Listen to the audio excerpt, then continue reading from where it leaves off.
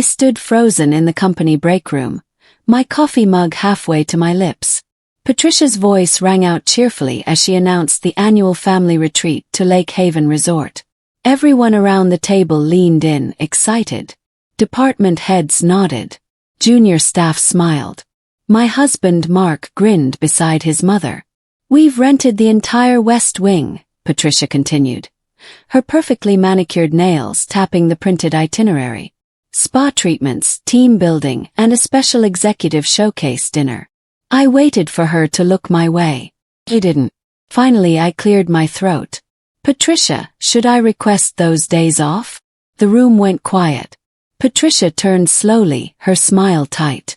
"Oh, sweetie, this is just for executives and their families. You understand." My cheeks burned. Mark wouldn't meet my eyes. Someone coughed awkwardly. Laughter rippled through the group as Patricia returned to describing the resort's amenities. I set down my mug carefully, fighting the tremor in my hands. Walking toward the door, I whispered under my breath, "Never again." 3 months earlier, everything had seemed different. I was Patricia's right hand in the operations department, the person who actually made things run smoothly. I organized supplier contracts, managed project timelines, and coordinated between departments when communication broke down. Patricia took credit for my ideas in every meeting. When I suggested the new inventory tracking system that saved the company thousands monthly, she presented it to the board as her innovation. Mark just shrugged when I mentioned it. "That's just mom being mom. She's under a lot of pressure." I told myself it didn't matter. I was building experience, learning the business, proving myself through results rather than recognition. Then one afternoon I passed Patricia's office. Her door was slightly open. I heard her voice clearly. "Emily's useful, but she'll never rise above her station. Some people are just meant to support, not lead." I kept walking, my stomach churning. Sunday dinners at Patricia's house were mandatory. Mark insisted they kept family bonds strong. I sat quietly at the long dining table while Patricia held court, discussing business deals and company politics. That particular evening, she turned to me with a bright smile. "Emily, dear, you should be grateful you have such a stable position. Some women simply can't handle balancing business and family responsibilities. It's admirable that you know your limits." The table went silent. Mark's father coughed. Mark's sister stared at her plate. I forced a smile. "I manage just fine, Patricia." "Of course you do, sweetie. In your way." She patted my hand condescendingly. Later in the car, I asked Mark if he'd heard what his mother said. He sighed heavily. "She didn't mean anything by it. Why do you always take things so personally?" That's when I realized I was fighting this battle completely alone. On Friday afternoon, Patricia appeared at my desk. "Emily, I need a favor. There's a project proposal due Monday morning for the Peterson account. Could you draft something? You're so good with details." I worked through the entire weekend, researching market trends, creating financial projections, designing presentation slides. The proposal was flawless. Monday morning, I watched Patricia present my work to the Peterson representatives. She stood confidently at the conference room head, clicking through my slides. "As you can see, our strategic approach involves." Afterward, she gathered the team. "Great presentation, everyone. Though Emily, next time try to contribute more vocally. You're too quiet to really lead these initiatives." My face flushed. I said nothing. That afternoon, a message popped up on my screen from Brandon, a junior analyst. "You deserve better. Everyone knows that was your work." I stared at those words for a long time. The whispers started gradually. I overheard conversations in hallways, caught fragments of worried discussions near the copy machine. Patricia's department numbers seemed unusually profitable compared to similar quarters in previous years. I began paying closer attention. Project budgets had unexplained variances. Vendor invoices didn't match reported expenditures. Employee hours were logged inconsistently. I didn't intend to investigate. But once I started noticing discrepancies, I couldn't stop seeing them everywhere. Quietly, almost unconsciously, I began saving copies. Email threads about budget approvals. Spreadsheets showing hour allocations. Project completion reports with suspicious timelines. I told myself I was just being thorough, maintaining good records. But deep down I knew I was protecting myself. And maybe, just maybe, collecting evidence. One evening, I found a document Patricia had signed, approving overtime hours for employees who had actually been on vacation. The falsification was clear and deliberate. I printed it, hands shaking, and locked it in my desk drawer. The break room humiliation replayed in my mind constantly. Patricia's dismissive tone. Mark's avoidance. The awkward laughter. The clear message. I didn't belong. That night, I sat at my kitchen table long after Mark had gone to bed. My laptop glowed in the darkness. I created a new folder and named it simply Documentation. Inside, I began organizing everything systematically. Dates, times, witnesses, file copies. I worked methodically, emotionlessly, like I was preparing someone else's case. Mark came downstairs around midnight, rubbing his eyes. Still working. Just finishing something, I replied calmly. He kissed the top of my head and shuffled back upstairs. I returned to my documentation, adding notes about the retreat announcement, about who had witnessed my exclusion. I wasn't sure yet what I would do with this information, but I knew I needed it ready. I continued working as if nothing had changed. I arrived early, stayed late, maintained my usual efficiency. But privately, I updated my resume and quietly reached out to professional contacts. Patricia praised my work ethic. "See, Emily. This is why you're valuable. You're dependable." I smiled and nodded, while sending job applications during my lunch breaks. Simultaneously, I expanded my documentation. Every instance of Patricia taking credit for my work. Every time she manipulated staff schedules to hide budget problems. Every dismissive comment about my capabilities. 2 weeks after the retreat announcement, my phone buzzed with a message from an unknown number. "Hi Emily, this is Megan Torres from Westfield Solutions. Your profile caught our attention. Would you be available for coffee?" I stared at the message, my heart racing. Westfield Solutions was our company's biggest competitor. I typed back, "Thursday at 3? The cafe was quiet and far from our office district. Megan was sharp, professional, and disarmingly direct. After initial pleasantries, she leaned forward. "We've been hearing things about Patricia Ross's department. Nothing specific, just concerns about management practices and data integrity." I chose my words carefully. "I can't discuss confidential company information." "Of course not," Megan agreed quickly. "I'm not asking you to. But your reputation for ethical work and attention to detail has reached us. If you ever considered a change, we'd be very interested in speaking with you." We talked generally about the industry, about project management philosophies, about professional development. I revealed nothing inappropriate, but my competence and professionalism clearly impressed her. As we stood to leave, Megan handed me her card. "If you ever want a new home, Emily, we'd make room for you. Think about it." Walking back to my car, I felt something shift inside me. Options existed. I wasn't trapped. Another Sunday dinner arrived. Patricia was in rare form, discussing her upcoming presentation at the retreat. She turned to me suddenly. "Emily, I hope you're not planning on getting pregnant anytime soon.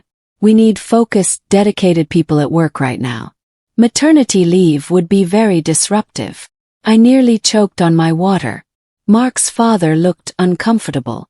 Mark himself said nothing, just continued cutting his steak. The silence stretched. Patricia's smile tightened. "I'm just being practical. You understand, don't you?" "I understand perfectly," I replied quietly. Patricia's eyes narrowed at my tone. "You'll thank me later. You're just not leadership material, Emily. Some people are followers." "That's not a criticism, just an observation." Mark drove us home in silence. I didn't bother trying to discuss it. I already knew where his loyalty lay. That night, I added Patricia's comments to my documentation file, noting the date, witnesses present, and exact wording. Monday morning, I arrived early to print reports before the office filled up. The printer was jammed. While fixing it, I noticed documents still in the output tray. Email printouts. From Patricia's account. She must have sent something to print and forgotten to retrieve it. My hands froze as I read the subject line. Q3 vendor overages, internal review. The email thread discussed how to disguise budget overruns as legitimate vendor increases. Patricia's signature was on the approval, clearly aware the numbers were being manipulated to make her department appear more profitable than it actually was. I stood there for several long moments, heart pounding. This wasn't just poor management. This was potentially fraud. I made a copy. Then I carefully returned the originals to Patricia's mailbox with a sticky note. Found these at the printer. The copy went into my locked desk drawer. I whispered to myself, no more protecting you. The operations lead position opened up. Everyone knew I deserved it. I'd been doing the job unofficially for months. The announcement came during Tuesday's department meeting. Patricia smiled warmly at everyone. After careful consideration, we're promoting Kyle Harrison to operations lead. Kyle was nice enough, but he'd been with the company half as long as me and had never managed a major project independently. He looked embarrassed. Hey, no hard feelings, right? You're too nice for all that leadership stress anyway. Patricia nodded approvingly. Exactly. Emily's strengths lie in support roles. Everyone has their place. I smiled thinly, my jaw clenched. Congratulations, Kyle. I'm sure you'll do great. Walking back to my desk, something crystallized inside me. They could underestimate me. They could dismiss me. But they would regret it. I pulled up Megan's contact information and sent a brief message. Are you available to talk this week? Mark told me casually while watching television. So I'll be gone next Thursday through Sunday. The retreat, remember. I looked up from my book. You're going. Of course. Mom specifically invited family members. It's important for company morale. I wasn't invited, I said quietly. Mark shifted uncomfortably. It's a work-family thing. You know how Mom is about mixing professional and personal. Don't take it personally. How else should I take it? He sighed, frustrated. Why do you always create drama? Just let it go. That night I helped him pack. I folded his shirts carefully, organized his toiletries, and made sure he had everything he needed. Except one thing. The USB drive Patricia had given him, containing her presentation files for the executive showcase. That drive somehow didn't make it into his luggage. I found it fascinating how easy it was to misplace such a small item. Thursday morning I waved goodbye as Mark left for the airport. Patricia's executive team and their families departed in a chartered bus, laughing and excited. I drove to work alone, arriving to an unusually quiet office. Most senior staff were gone. Junior employees seemed relaxed, almost relieved. I settled at my desk with my coffee, reviewing the quarterly reports Patricia had asked me to monitor while she was away. Just routine maintenance, she'd said dismissively. Even you can handle that. My phone buzzed. Megan Torres. Can we meet today? Something time-sensitive has come up. I responded. Lunch. Same place. Behind my calm expression, pieces were falling into place. The game had truly begun. Megan was direct. Westfield is bidding for a major government contract.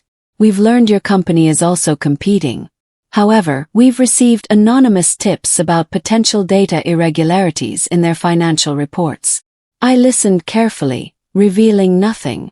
If there were to be an audit, Megan continued, and if someone with direct knowledge of operational practices could testify to standard procedures, it would be very valuable. Hypothetically, I agreed. Would you be willing to provide testimony about general industry standards and ethical practices? I met her eyes steadily. If asked officially and legally, I would tell the truth about what I've observed. Always. Megan nodded slowly. That's all anyone could ask. She slid a folder across the table. This is a formal offer. Operations Director. 40% salary increase. Full benefits. Start date flexible. I opened the folder, scanning the offer letter. It was generous, professional, and most importantly, real.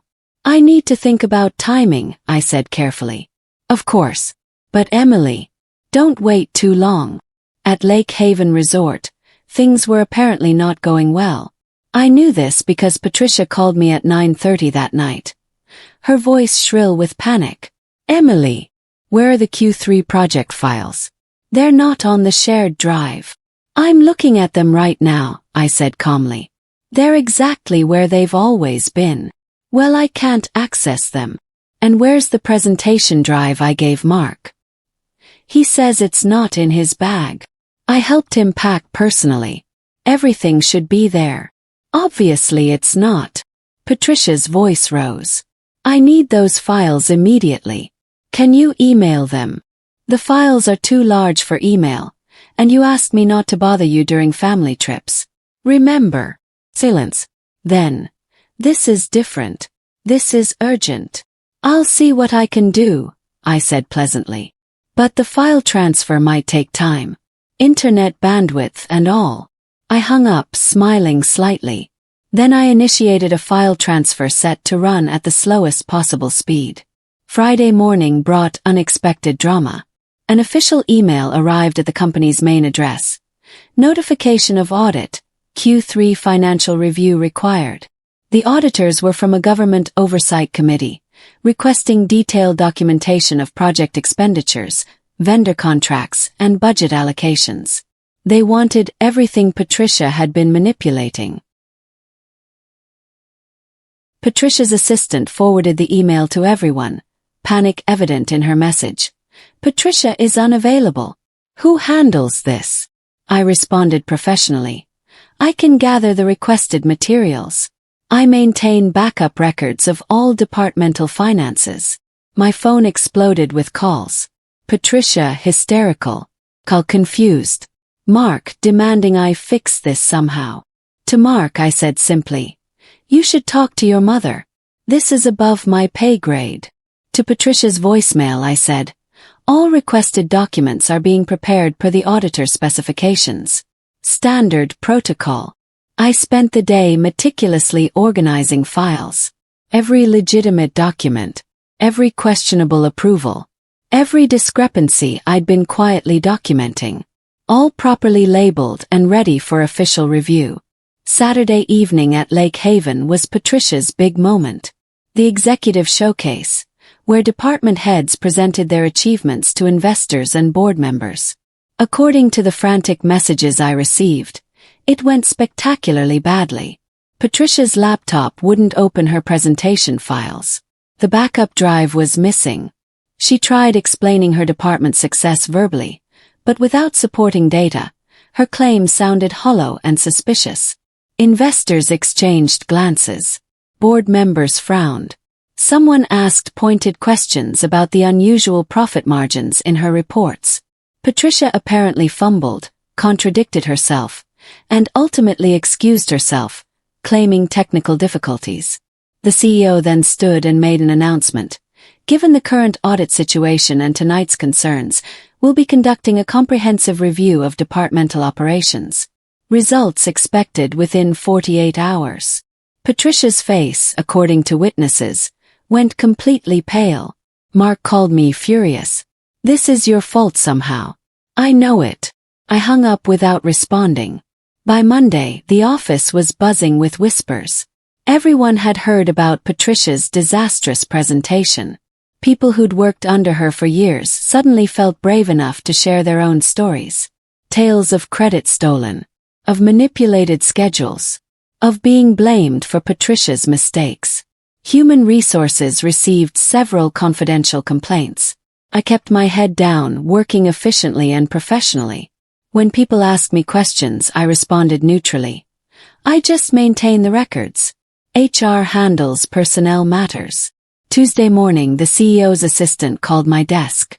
Ms. Rodriguez would like to speak with you. Today at 2. I arrived at the executive floor exactly on time. The CEO, Isabella Rodriguez, was a sharp woman in her 50s who'd built the company from nothing. "Emily," she began, "I need your honest assessment of operations department practices." I spoke carefully, factually, and professionally. I didn't embellish or exaggerate. I simply described what I'd observed and documented. Isabella listened intently, taking occasional notes. The audit report arrived Wednesday afternoon. I wasn't privy to all details, but the key findings leaked quickly through the office. Significant financial mismanagement, data manipulation, unauthorized budget reallocations, potential fraud requiring further investigation. Patricia's signature appeared on multiple questionable approvals. My documentation, which I'd provided to auditors when legally requested, corroborated their findings. I hadn't accused or speculated. I'd simply confirmed dates, procedures, and normal practices, letting the evidence speak for itself. Thursday morning, Patricia was suspended pending a full investigation. She wasn't arrested or charged, but she was barred from the building while corporate attorneys reviewed everything. Mark called me absolutely livid. "You did this. You sabotaged her." "I provided truthful testimony when legally required," I replied calmly. "Nothing more. You've destroyed our family." "I told the truth. That's all." He hung up violently. I stared at my phone, feeling strangely empty. Mark came home Friday evening, slamming doors and throwing his suitcase. "Everyone's talking about us. The whole company thinks we're criminals. This is humiliating." I looked up from my laptop. "Patricia manipulated financial records. That's not my fault. You could have protected her. You could have stayed quiet. Like you protected me." The words came out colder than I intended. "Like you defended me when she excluded me, demeaned me, took credit for my work." Mark stopped, startled by my tone. I stood walking to my desk. I pulled out an envelope I'd prepared weeks ago. "I'm done protecting people who never protected me." I handed him the divorce papers. His face went white. "You can't be serious." "I've never been more serious about anything in my life." He stared at the papers, then at me. "Emily, I want you out by Sunday," I said quietly. "The house is in my name. My lawyer will contact yours next week." He left the room without another word. I heard him making angry phone calls from the guest bedroom. I felt nothing except relief. Monday morning, Isabella Rodriguez called me to her office again. This time, Patricia's empty office loomed nearby, a stark reminder of how quickly things could change. "Emily, I've been impressed by your integrity throughout this difficult situation. You've been professional, honest, and remarkably composed." "Thank you," I said carefully. "The operations lead position is open again." Kyle Harrison resigned, citing stress. "Understandable, given the circumstances." She paused, watching my reaction. "I'd like to offer you the role. Operations director, actually. Expanded responsibilities, full management authority, and a significant salary increase." My heart raced, but I kept my expression neutral. "There's one condition," Isabella continued. "No more family members in management positions. This company needs clear professional boundaries. Do you agree?" I smiled genuinely for the first time in weeks. "Absolutely."